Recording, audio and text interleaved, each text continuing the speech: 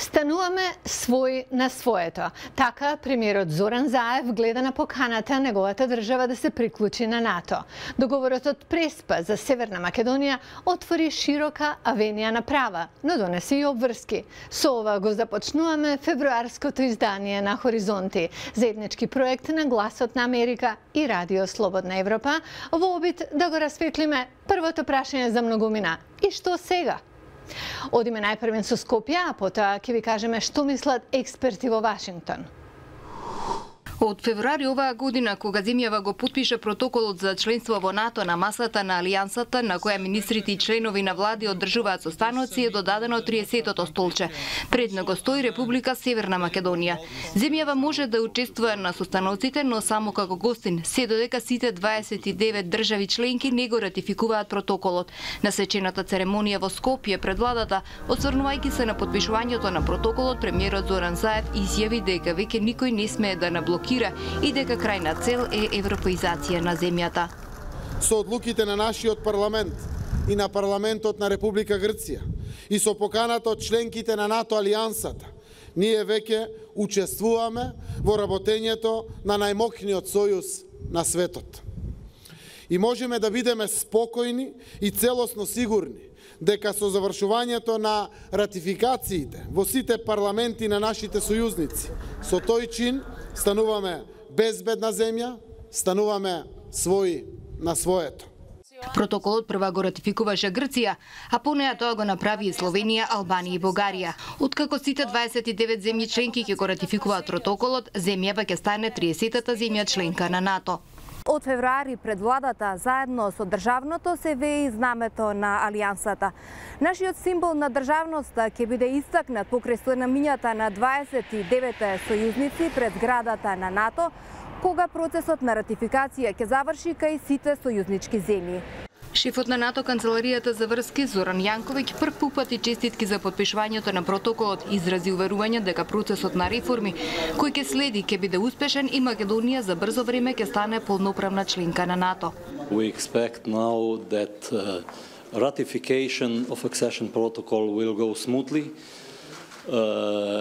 We as NATO office are here to help to advise you in your path to become full member of NATO alliance. Освен придобивки, членството носи и обврски. Најавено е зголемување на буџетот за одбраната за 2% до 2024 година, што ќе значи зголемување секоја година за 0,2%.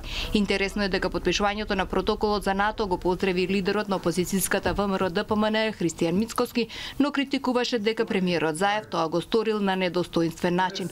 Потпишувањето на протоколот уследи по ратификацијата на Преспанскиот договор во државава, а потоа и во Грција, со што е одстранат и последната пречка за зачленување во Алијансата, порече се 11 години од грчката блокада на самитот во Букурешт во април 2008. Во Вашингтон, двигатели на политиката зад сцената се лобистите. Токму затоа неблагодарно е да се прогнозира кога САД ќе го ратификуваат протоколот за нова членка на Северноатлантската алијанса. Но пораката е силна и тоа е добро. Еве го тоа со зборови на нашите соговорници. I think it's a guarantee of NATO's sovereignty and territorial integrity. Даниел Сервер од Универзитетот Џонс Хопкинс во Вашингтон, добар познач на Балканот, прогнозира дека ратификацијата во земјите членки ќе трае околу една година, имајќи го во предвид искуството на Црна Гора, 29-та членка на НАТО. When might the US Senate ratify the protocol? I don't know, that's a good question. The US Senate has a lot of other things. Не знам, тоа е добро прашање. Американскиот Сенат има многу поважни работи на дневен ред во моментов. Ќе биде потребно внимателно лобирање и меѓу администрацијата и меѓу законодавците, што го поддржуваат членството на Македонија во НАТО, да ја вметнат оваа точка на гласање и да заврши ратификацијата. Не гледам дека ќе има проблеми, но потребно е време да се стаса до гласање. Главна корист од членството во НАТО се безбедноста од другите членки. Економскиот фактор е многу важен, меѓутоа најважни гаранции се за територијалниот интегритет и суверенитетот, еднаш за секогаш, наведуваат аналитичарите во Вашингтон. But the benefits are also, it's an important step towards integrating into the larger sense of the West. Дамир Марушич е главен уредник во магазинот American Interest, експерт за Балканот. Смета дека неопходните гласови во Сенатот за ратификација на протоколот се обезбедени, но нејасно е дали ќе уследи брзо гласање. Имаше големо лобирање да се гласа за ратификација на протоколот со Црна Гора и да се надминат противењата од сенаторите Рон Пол и Майк Ли, кои го водеа процесот. Не знам кога ќе се гласа, но можно е да има одредено одложување на гласањето во Сенатот. Се надевам не. Со пристапниот протокол на Македонија во НАТО, која е пораката за останатите во регионот? Србија, Босна, секоја со своји предизвици.